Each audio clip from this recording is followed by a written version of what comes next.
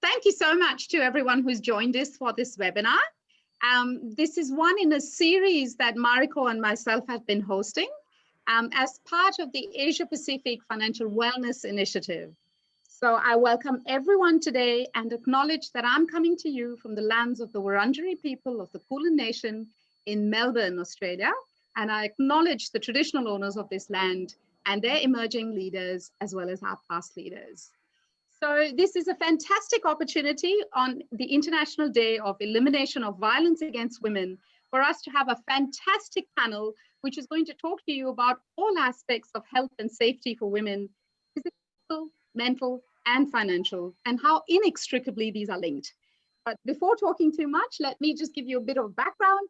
I'm Benita Godino, the CEO of Financial Resilience Australia, and myself and my wonderful partner, Mariko Braswell, who is the CEO of Move 78, have pulled together this initiative. We call it the Asia Pacific Financial Wellness Initiative. And our objective is to connect the dots between those who are working to improve financial health and well-being for their populations across the Asia Pacific region. Today itself, we have a wonderful slice of the Asia Pacific. We're coming to you from Sydney, Melbourne in Australia, Singapore, Delhi in India, and San Francisco in the US. So without further ado, let me introduce Mariko, who's going to be your MC for the day, and will introduce you to our wonderful panelists. Thank you. Thank you so much, Benita. And it's such a pleasure to be here with all of our esteemed panelists. And today we're going to be discussing how we can help to empower women through programs and policies and tech to lead even more resilient lives. Yes, professional women are making significant strides towards equality, but there are still situations that are perhaps better viewed through a gender lens, such as technology solutions and programs of support. And what specific women-specific hardships are most overlooked and may or may not have been highlighted by COVID? And what should be done to improve these situations? For instance, according to UNWomen, 70% of all global frontline COVID workers are women. Imagine some of these women also have their own families and children to take care of, but with their hours and the stress involved, if they don't have family support, how is that even managed? Also, in Asia, 50% of migrant workers are women. And for foreign domestic workers during this COVID situation, consider the stress in the homes that they're working in. And I know in Singapore, I've heard that about 50% of those domestic workers may not have bank accounts. So how did they send money back to their families? These are all huge stress indicators. And what can we do to alleviate these situations? So today we have with us Jane Burns, who is the acting CEO of Well and Productive. And we also have Lindsay Holden, CEO of Long Game from the US, and Ananya Chandra, founder and CEO of Women Prosperity Lab, who will be here to share their thoughts with you. First off, I would love for each of you to tell a bit more about yourself and your organizations and how you're supporting women currently. Jane, I know you're involved in many, many organizations, so let's start with you. Thank you. And look, it's absolutely wonderful to be here. And I would also like to acknowledge the traditional owners of the land, elders past, present and future, and pay my respects to them.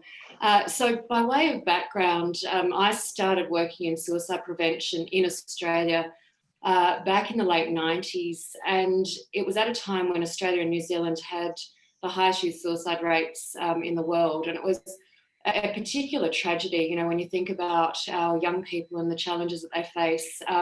What was really, I think, interesting at the time were the conversations around, well, how do we create healthier, happier, more resilient communities that actually support not just our young people, but the families in which they spend their time, the communities in which they spend their time.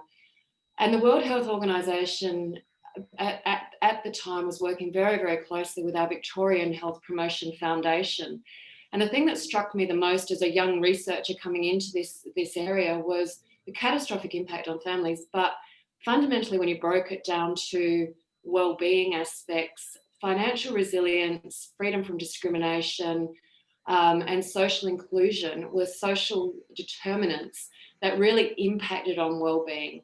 So I've always been interested in not just well-being from a, how do we keep ourselves mentally well, but rather from the perspective of financial stresses put so much strain on people, and women in particular, and at different times across your lifespan. And how do we then support women and the families that they support be more resilient in the face of those adversities, of which financial resilience is one of them. So I might just stop there, but that's sort of broadly where I'm coming from, which is the lens of wellness and how we stay well, in the face of COVID at the moment.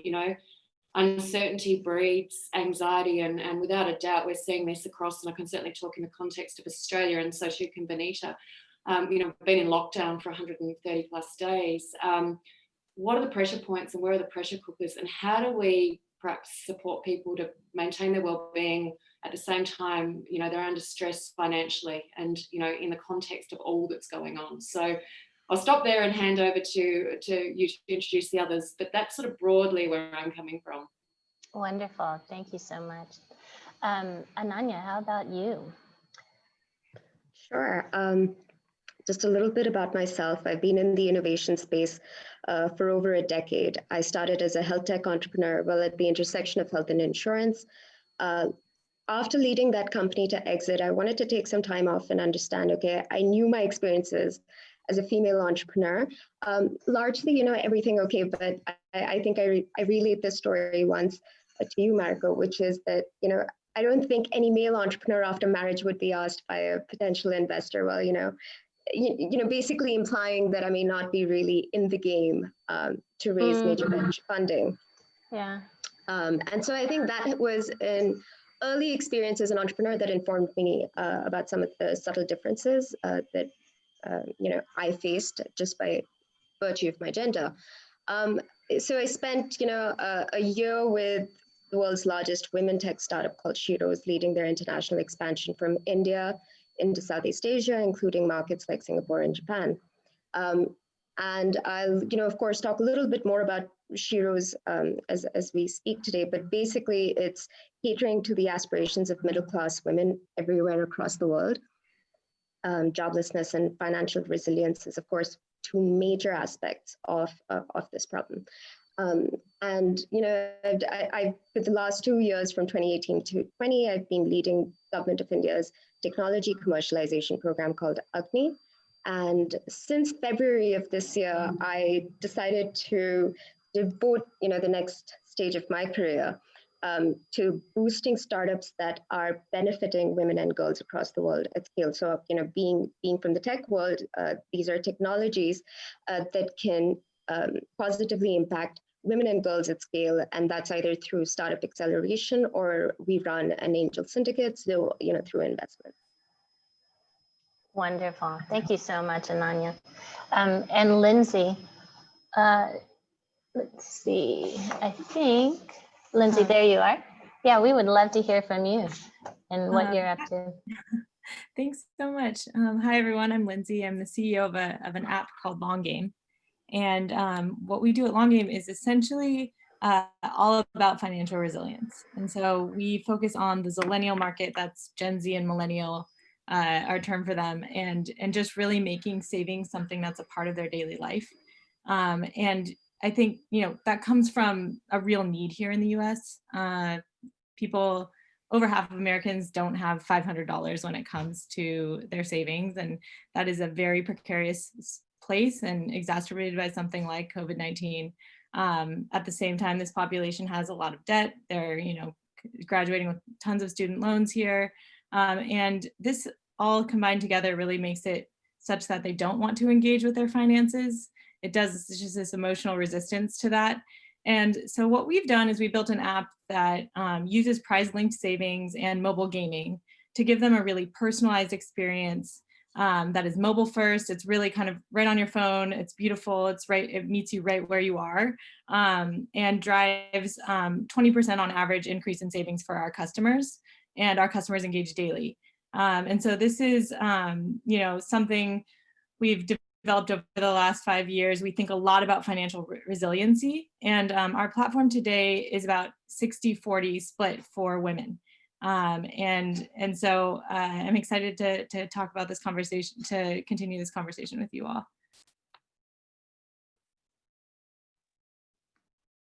Mariko, I think you're. Yep. I saw that. Thank you so much. Thank you, Lindsay, for that. Very, very fascinating. And I'm sure you and Ananya may have similar stories to share as far as your entrepreneur track. I'm not sure if you had the same experience as well, Jane, as far as embarking on your entrepreneurial journey as well. But yeah, you did. Okay. Yeah, I mean, there's again, back in 2009-10, when technology was really starting to come to the fore, and I think we were super excited about the fact that technology potentially had the opportunity to reduce the disparities in access to healthcare.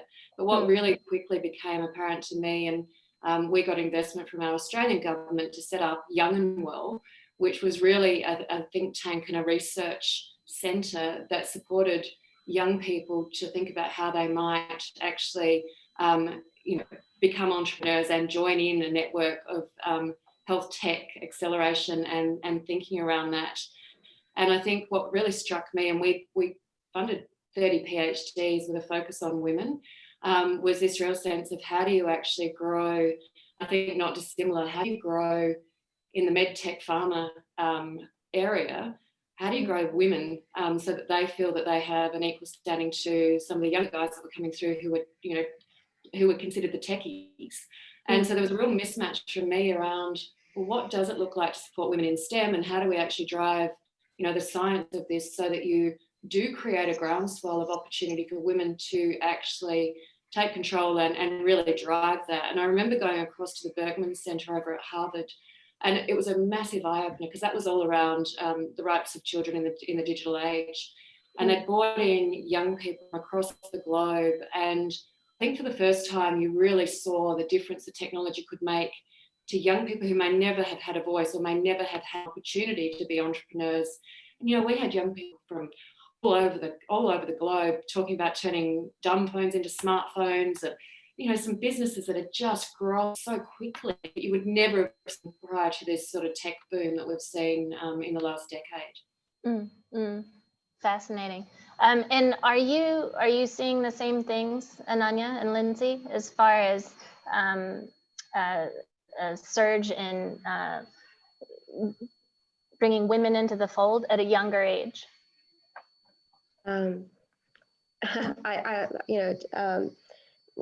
Let me, from India's perspective, 2015 was when it was an inflection point because, people, more than 50% of metro cities in India where, there was smartphone penetration. And we see increasingly a disproportionate number of women are mobile first compared to men.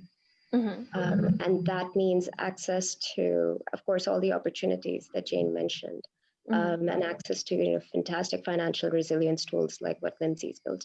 So yeah, absolutely. And how about you, Lindsay, in the US? Are you seeing a lot of that? Are there programs encouraging women in tech more?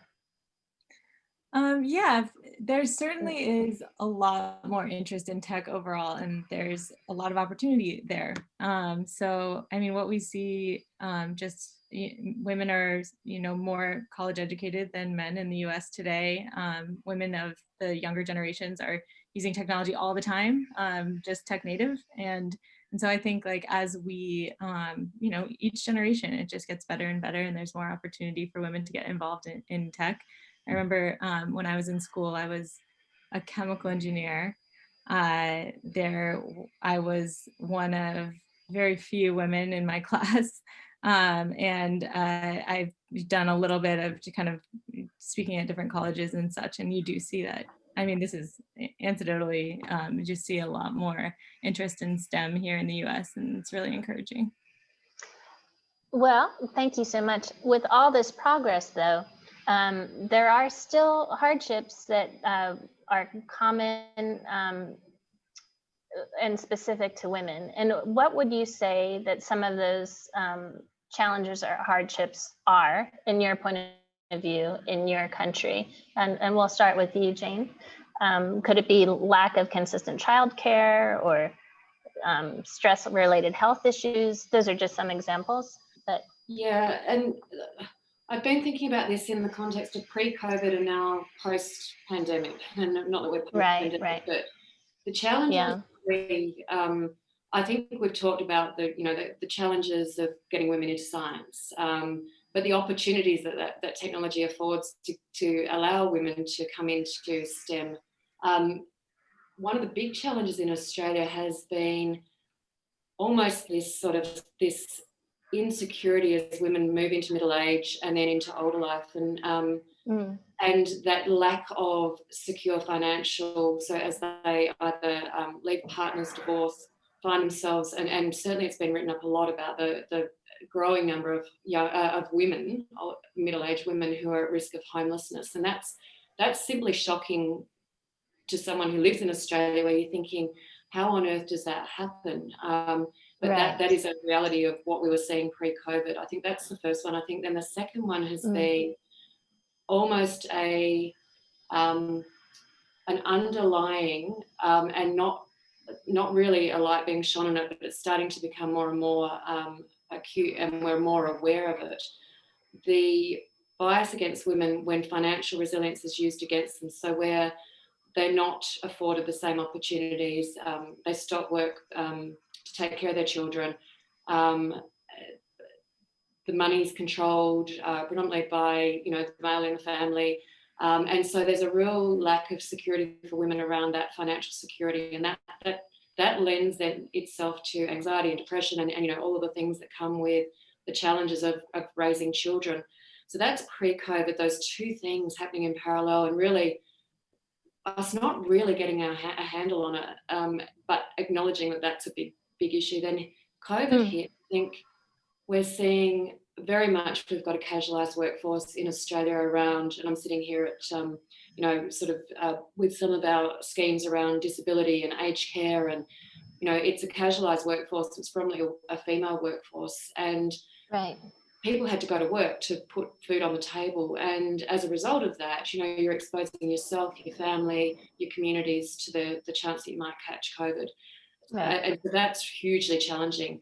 And then flip it over to, even executive women who are having to work from home. Homeschooling was a thing here in Australia, where you're sort of juggling kids, work commitments, and trying to keep that sense of momentum going, and all the stresses of that. So we know that domestic violence has been on the increase. It's a pressure cooker, and we know that people, certainly some of the data that I've seen from the big surveys, is that people are feeling extremely stressed, and a lot of it has to do with the lack of certainty around their jobs and the lack of certainty around their finances. So they're just two examples, I think, for young people in particular, and this is playing out in Australia, very much hospitality, jobs that young people relied on to get them through college and university. Those jobs have completely dried up for the period of time. And then in Australia, we have a very, very big international student population, and those students literally could not go to university, could not get back home. There's so much uncertainty around, well, what does that actually mean for our international student population? So there's a fair bit of complexity. There was pre-pandemic, and now over the layer of the uncertainty of the pandemic, it's a pretty high pressure cooker experience for people. Not just living in Australia, but worldwide. It's certainly exacerbated everything, and there's some common situations that you mentioned. I'm seeing here in Singapore as well. Ananya, how about you? What would you say are some of the most common women-specific hardships that you're seeing, either pre or post COVID? You can speak to India and or Singapore as well. I know you're from both. Lived in 8 countries, so so you can give us a global view. Globally speaking, I think if we actually take a step back in terms of how the COVID pandemic is being covered in the news. There's this really interesting report that came out recently by the International Women's Media Foundation. And, you know, even in terms of how news is being gathered and reported and how we frame the talking points around a crisis like COVID, there's a distinct bias towards, you know, men's perspectives. And, you know, I mean, they have some very, you know, a lot of interesting facts, but something, you know, one of them, if I remember correctly, was, you know, for every one woman's voice for, you know, perspective shared on the pandemic, you have 3 men's voices being covered. So there's already a bias in how we're, you know, everyone's being made to perceive the pandemic and its impact. But I'm going to stick to India. I think that, I think pre-COVID, of course, I mean, India is such a vast country. If you take the size and just the enormity and the complexity and the, you know, the population and the variations, you know, in region, there are lots of issues. And, you know, you can't speak for women as a whole because, you know, different female segments have different experiences anywhere, and particularly in India's context.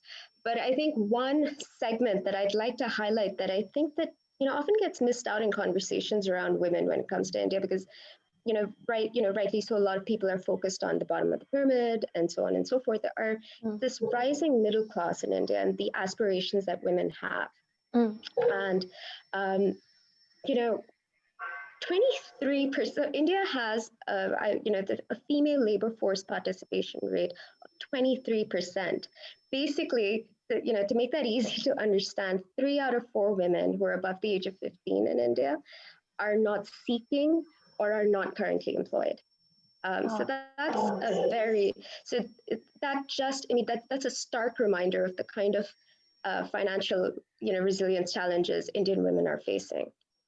And then what do you think the reason for that is? Are they're not seeking? Great question. There are no jobs, or are they, you know, if you could give some color on that, that would be helpful. It's a great question. I was just coming around. So, you know, we at Sheroes basically built our product around this, you know, the rising aspirations of women from this segment. And there are a couple of reasons. So if you see, and let me use this as an opportunity to actually distinguish between pre and post-COVID.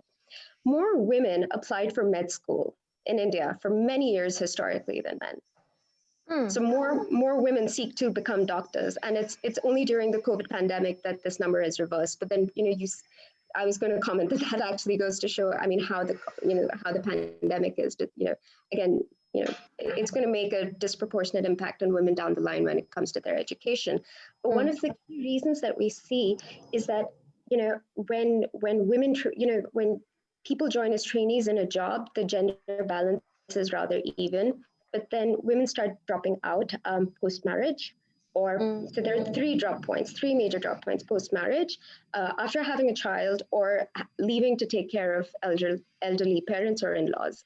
And under that, you know, underlying that are social, not taboos, but you know, social inhibitions. A lot of female girls are unable to go to college because their families are scared because of, you know, it's not safe. And it isn't safe. You know, unfortunately, it isn't safe. Just getting to college, you know, it's tough on Indian roads. And then there are, you know, so women tend to then go towards the informal sector. It's not that women aren't earning and bringing and not supporting their households. So they're supporting their households completely when it comes to domestic care often, but they're also having to, you know, take micro-entrepreneurship opportunities in the informal sector. And so this kind of forms, you know, so I think that one of the, of course, different women face, you know, different female segments face different challenges, but I think one major challenge that Indian women are facing is that they have huge aspirations which they're unable to meet because they're not able to. It's not about not being able to get a job. I think that, of course, you know, there is gender discrimination, but, you know, but we're not, if you assume there's no gender discrimination in hiring at the first level, there surely is gender discrimination after you've left the workforce to take care of a child and you want to re-enter. you don't, it's mostly women who are trying to do that. Unfortunately, that's the reality. But when just bringing the conversation back to the pandemic, I talked about how it's, the impact of the pandemic on girls' education, and I gave the example of med school. We're also here today because of domestic violence, and Jane, I know you referred to that. In India, the government's own statistics show that 3 out of 4 women in India are sexually or physically abused at home.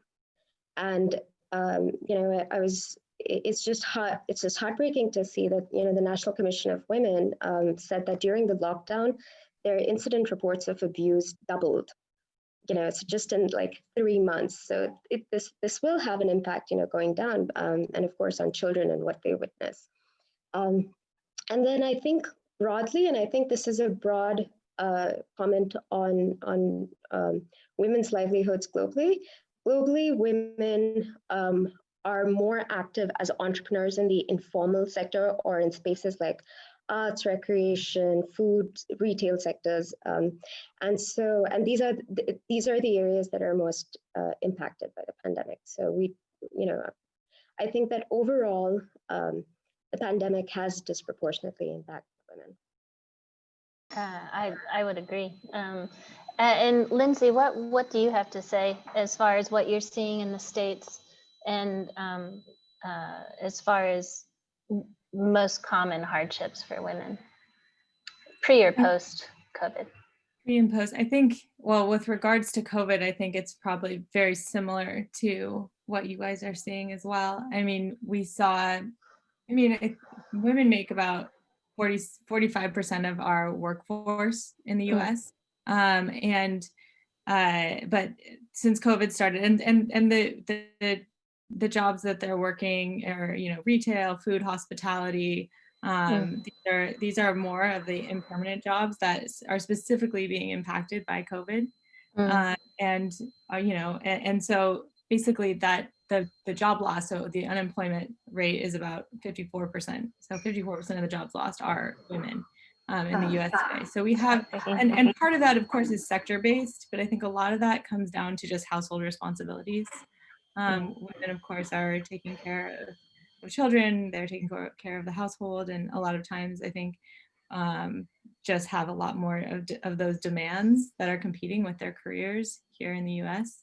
And so I think that's something that we've seen in our own data. I mean, so the long game customers, they're about 60% women, 50% of them have kids, and 60% of them are in non-professional jobs. So this is a pretty good representation of what it just looks like, just normal Americans in the US.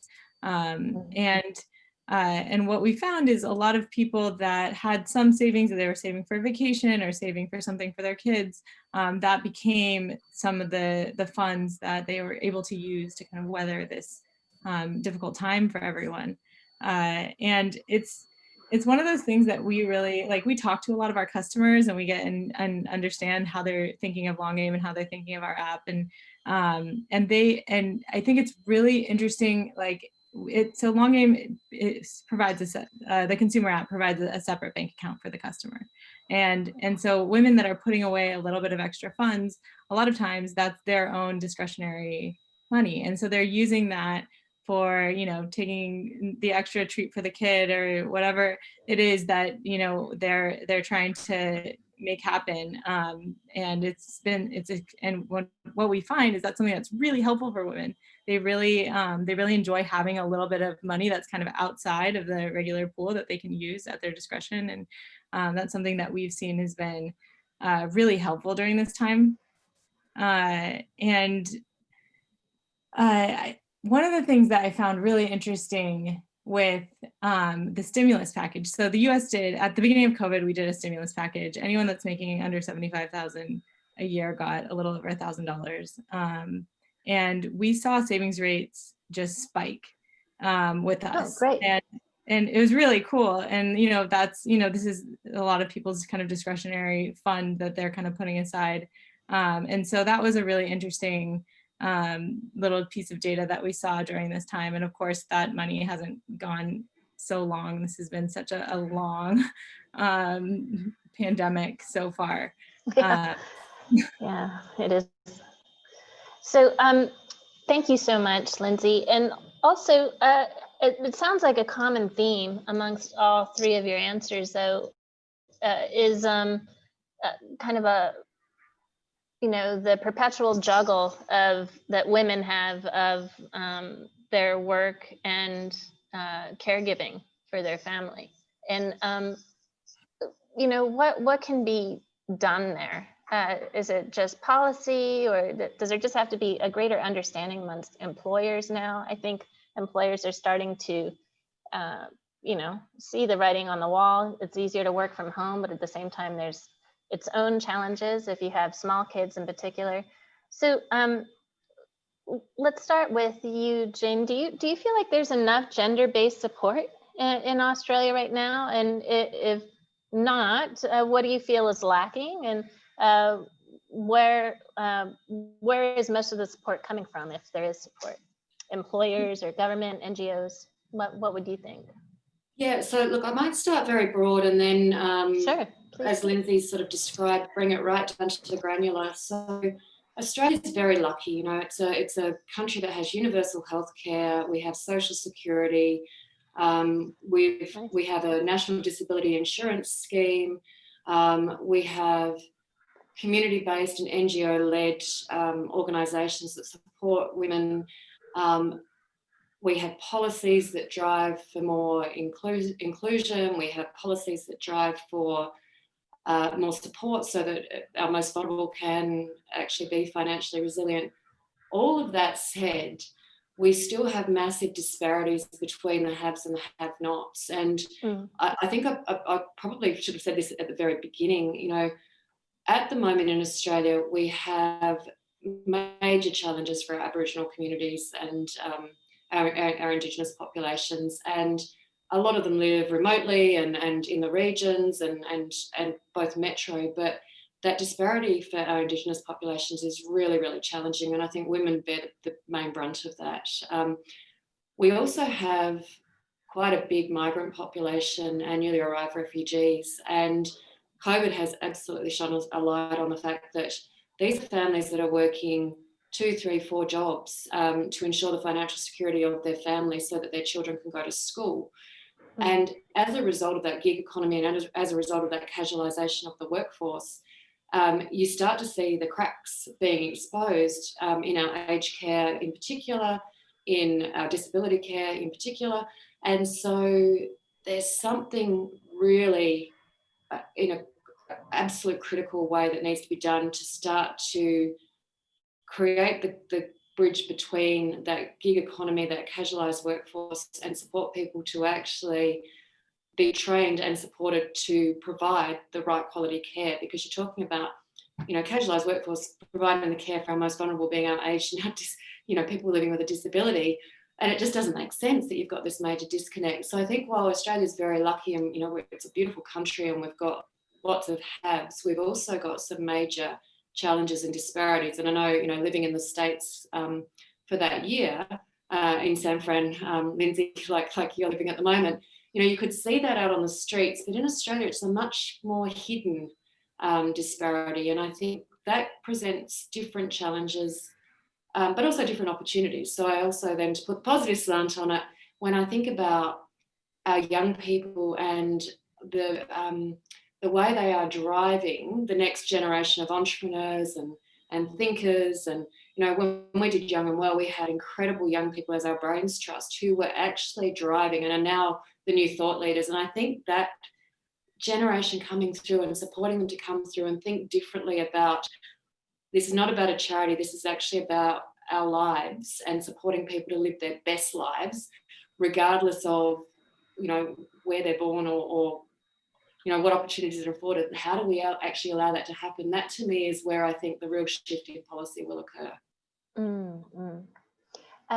Lindsay, why don't we go back to you on this? Just wondering, if you feel like there's enough gender-based support in the U.S. and if not, what do you think is most lacking? And would love to hear your thoughts on the U.S. point of view. the U.S. point of view.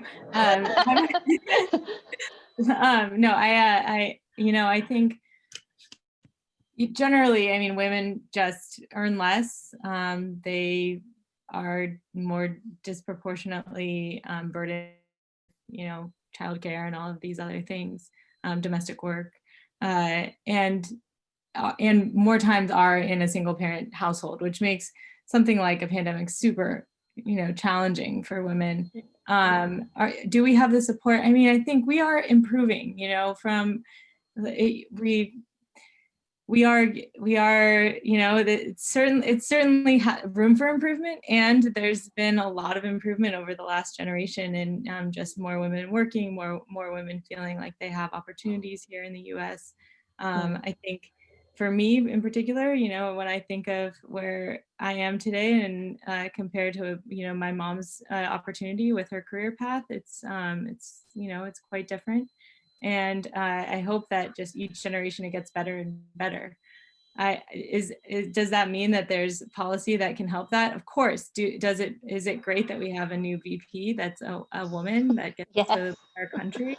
That's fantastic, and I think that we continue to make progress little by little. The Me Too movement was a huge conversation starter across organizations here.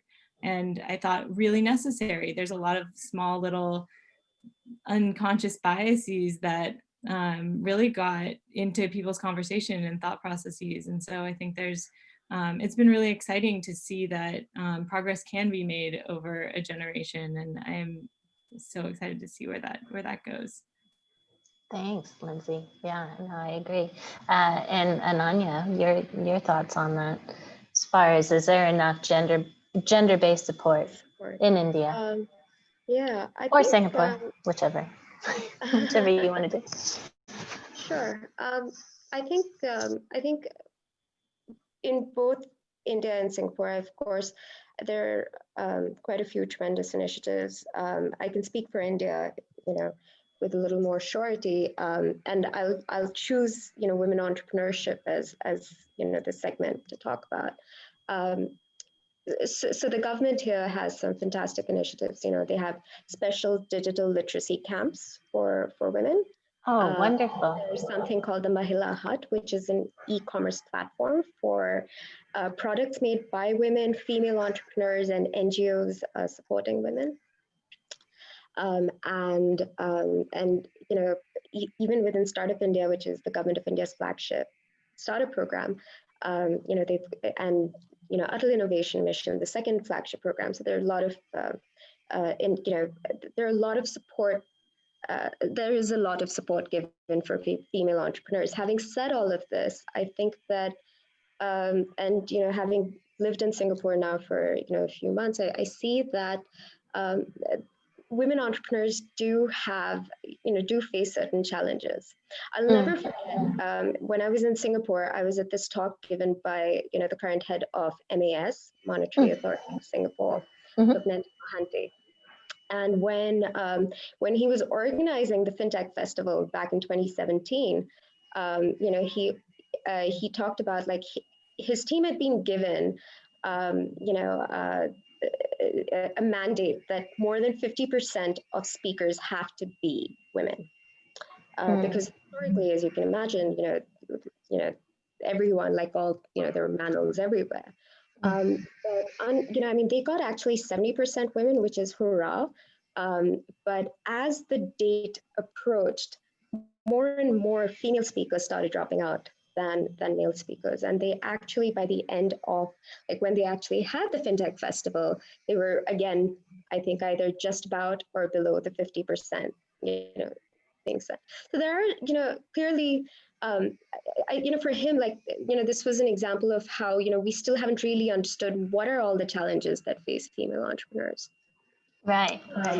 And is it really just down to the confidence gap, or and more likely, that the burden of childcare and taking things at home, and just the social reflex of, okay, if a child's sick, I'm going to be the one who stays back rather than asking my husband to take care of things at home. These may well have a role to play.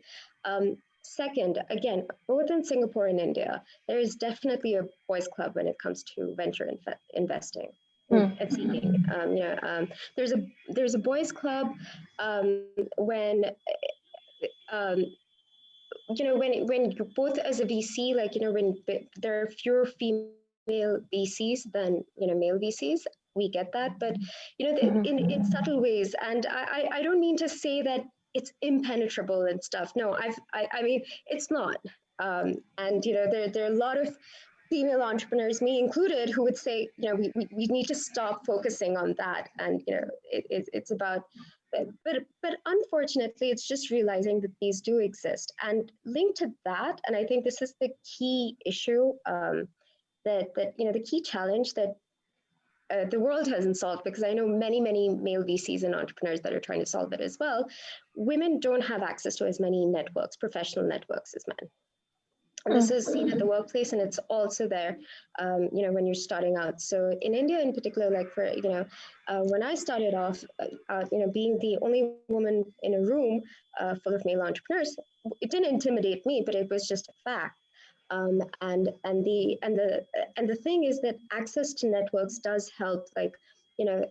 Lindsay, I know you're in the Valley. I mean, the Valley is the Valley to a very large extent because it's surrounded by Caltech, MIT, and Stanford.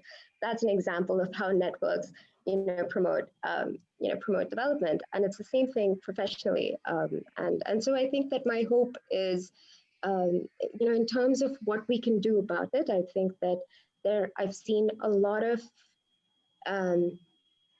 either women's only or a lot of professional networks making an effort to be inclusive, and I think that's a fantastic effort.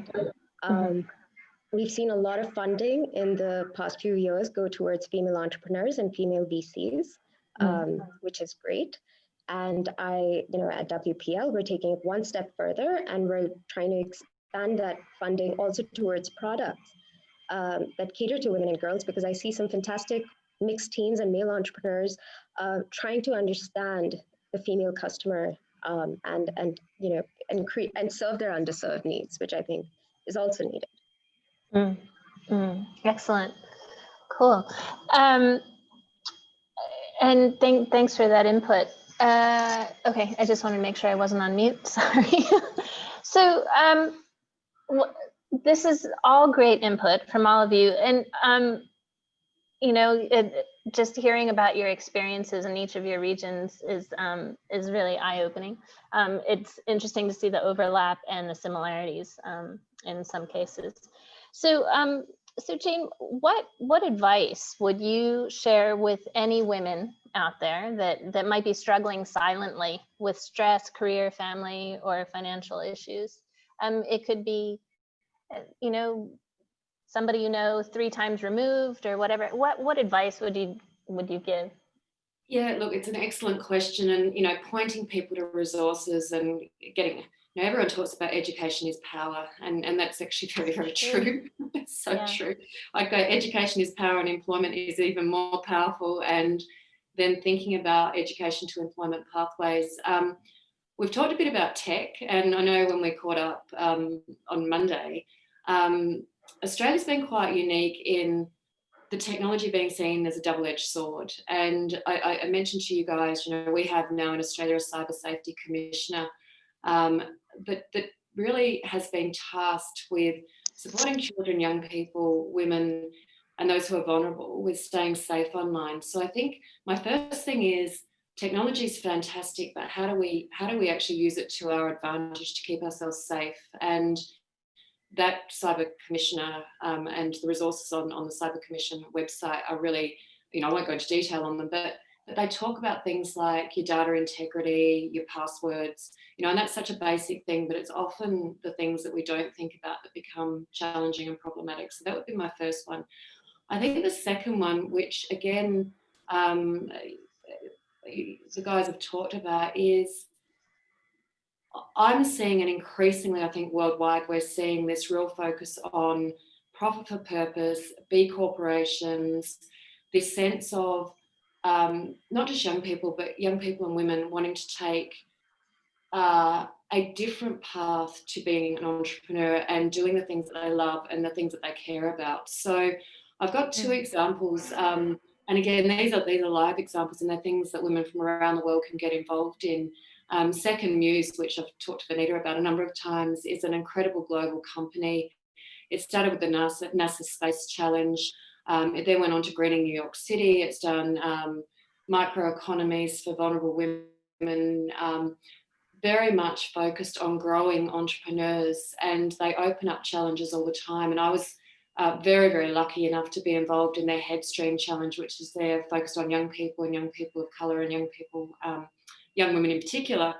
And so they've opened that up for women to be involved and to come up with solutions that are about solving the challenges that might be faced by the populations that we're talking about. So, financial resilience is one of those things. And Second Muse, they constantly put out calls for expressions of interest. They've gone, they've had to go online to make that happen. But that's an example of, I think, where our economy is heading and where our real sense of entrepreneurship can be embraced. And there are real opportunities in that. And I'll finish with, I think, my final example, which is a social enterprise out of Melbourne, but came off the back of two Australian entrepreneurs who made a trip across to Vietnam and were interested in how they were supporting children and young people at risk of homelessness. And they came up with this concept of a street cafe where you would support vulnerable young people to come in and be wrapped around, with support and love, but also with the skills that help them get a job. And so Street in Australia, in Melbourne, is a physical space where children at risk and young people at risk of homelessness can come in and be supported to learn the skills of the job, but also learn the skills of life so that they're actually equipped to keep that job and to work through that job. So, it's an incredible model. And I think if I look at that and I think about going back to the disparities that you see, would you rather invest in a young person, giving them a job and finding them an employment pathway, or does it make more sense to see them in and out of juvenile justice and then into, the cycle of poverty? To me, it just seems so logical that you would invest in the person and the wraparound support to give them that, that footstep into employment, and it breaks that cycle of poverty. So I think they're the things that I'm really super, super excited about. And I don't think one organisation, one government, one movement is going to solve it. And Vanita knows this. I think together we do better, and in partnership we have an opportunity to really change the dial on what we think about empowering women and what we think about empowering our young people and what we think about keeping people mentally fit, healthy and well. And I'll finish on the final point, which is I do think the wellbeing economy, and a report's just come out of the United States on the wellbeing economy, it is a massive economy because people have reset pandemic and said, actually, what is important? What is actually important to me? And there's going to be just health and well-being and that real emphasis on how do you actually maintain the lifestyle, not have the sparkliest car and the most beautiful house, but that sense of purpose and meaning. And I think that's really important to our reset as we come out of this. Yeah, no, I agree as far as coming back better with more purpose and mindfulness. I think I agree completely. And I really like what you were talking about, Street, as far as helping to teach vulnerable folks about, hard skills as well as soft skills to get a job. The soft skills is the harder of the two, I would guess. So Ananya, what are your thoughts on that as far as what advice would you give to any women that might be struggling? Sure. Well, just in case there are women undergoing situations of abuse at home, I think there's some fantastic tools that I've seen come up, apps disguised as your regular day apps that allow you to record conversations because, evidence is important. There's a fantastic set of entrepreneurs I spoke to recently that are basically creating an Uber for domestic violence shelters. So they tie up with cafes and like Starbucks and, all sorts of places. So if women just need to leave the house for a while and, find a safe space, they can. And so I think that, again, speaking just from my perspective of technology, I see a lot of interesting solutions come out for people in those situations of vulnerability. In healthcare, of course, femtech, $25 billion industry by 2023, and some people say it's going to get there earlier. I think that mental wellness, Jane, covered it all. In terms of tools, I think that there's actually research to support that sometimes AI tools, like humans tend to trust more, and so we're actually now, at a point in society where we have access to such tools like WISA, BetterHelp, so on and so forth, that are available. And of course, I've seen like a huge uptick in femtech activity when it comes to getting pregnant and your natal journey.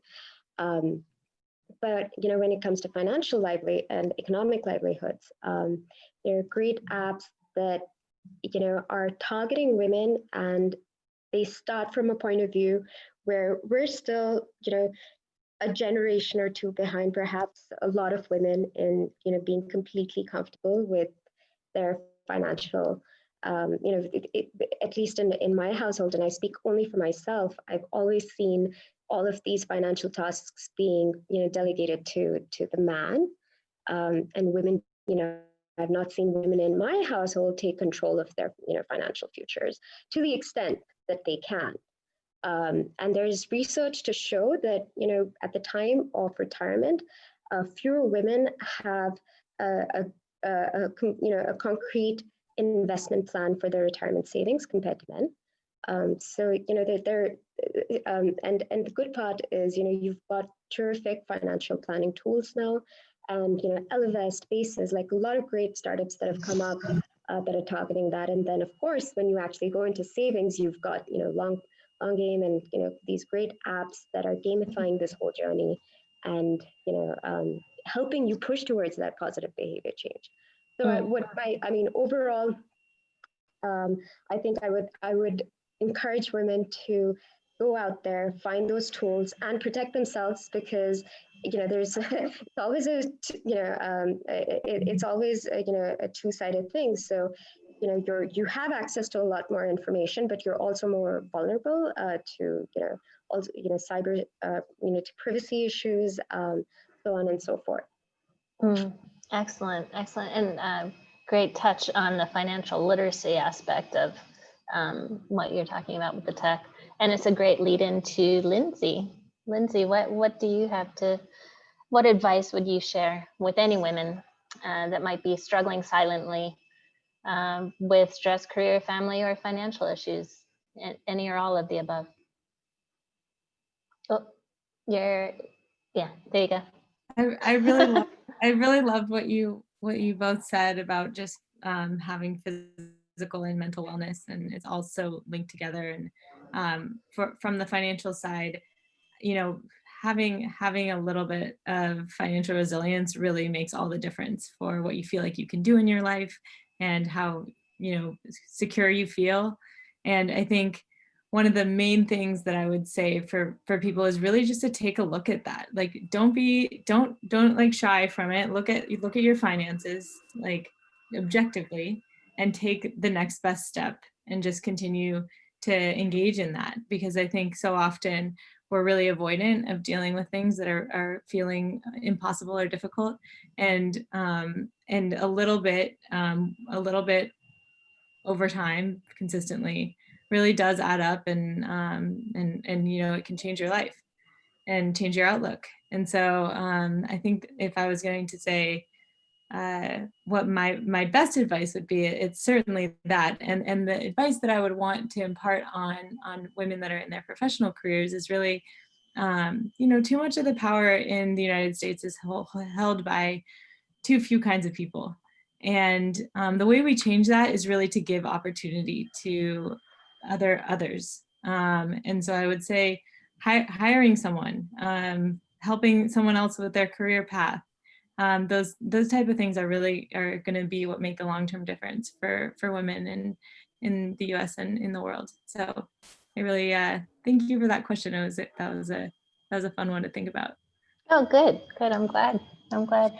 Well, we're running out of time, and goodness, this topic is extremely broad, and your varied viewpoints have been excellent, coming from you know, 3 different parts of the world and 3 different views. So it would be great to go around and just kind of get final thoughts from each of you on this topic, and then I'll hand it over to Vanita after that.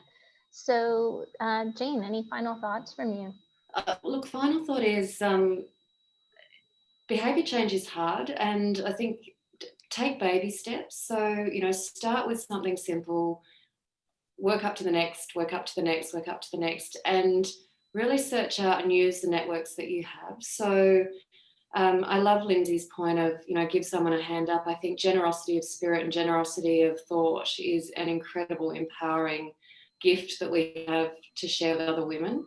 And I've loved the fact that, you know, over the course of my career, I've had an opportunity to mentor many, many beautiful young women, but also have the benefit of having a peer group and a friendship group of women that have given me that hand up. And I think that, to me, find your tribe. You know, your tribe is so important. Small behaviour change, find your tribe. And, you know, sometimes it's so overwhelming, you just need to take that little step back and just take a deep breath and take the baby steps, and you know, the next day is the next day. But yeah, I would agree with Lindsay. Excellent. And you, and Ananya, what are your final thoughts, closing thoughts for you? Invest in the stock market. No, I'm just joking. That's like... no, but seriously, I think on a more serious note, I think there's 75-25% split of investors, male to female. So I think more women need to start investing in the stock market. But I think I totally, you know, back what Jane said about, you know, finding and knowing your tribe, and, you know, using your networks. And I think that, you know, it's not that only women are inhibited. So I don't mean to say that, but I think that we often can be in seeking out access to mentors, whether we're in a professional setting, you know, and I think there's also research to show that female entrepreneurs tend to be more conservative while, you know, forecasting their startups' growth compared to men. I don't think that's a bad thing, but I think that I think it's not. I don't think it's the entrepreneurship method that needs to change. I think it's how VCs need to stop like chasing, you know, pots of gold down the rainbow. But I think the network point is absolutely on point. And the second thing is on financial is start building your own pot of gold and start saving. Women's risk profiles have increased dramatically over the pandemic in many, many ways. And I think a lot of women are affected. And so I think that, you know, there are now some good insurance products, and insurance companies are waking up and taking notice of female customers. And I think it's, you know, it's time for both the twains to meet. Thanks so much, Ananya. And Lindsay, your final thoughts? If it's there's many things we've learned from COVID, but one thing we certainly have learned is how interconnected we all are. And we really need to care for each other and create the world we want to live in, co-create the world we want to live in. Well said, well said. And Vanita, I'm sure you have some final thoughts. You've taken the words out of my mouth, all you women. You know, you're so gorgeous. You've used exactly the words that I'm absolutely passionate about. As you know, my organization is called Financial Resilience Australia, so I don't need to tell you what my passion is. Mariko and myself found each other in exactly the way that you're talking about. Reach out, find your tribe, find those who can trust, and bring women along with you. I think that there's a special place in hell for women who don't help other women to rise and shine. And I am just so grateful to see all these beautiful women across all of the world joining hands to help each other. So what I'd like to say is thank you so much to each and every one of you. And the Financial Wellness Initiative is exactly what you are talking about, a network so that we can all connect with one another, not just women, everyone else, but also definitely a gender lens. So I thank you so much for taking the time to be with us today. Don't forget that this is only the first step in our journey together, and I look forward to every opportunity to keep walking with you on this path. Yes, and thank you so much, Vinita, and thank you, everyone. I feel like we've extended our tribe a little bit today with each and every one of you, and we look forward to collaborating with you guys in the future. And we just thank you for your time and your insights. I'm so grateful that it was really wonderful. Thanks Thank a you lot. so much, Mariko. Thank you.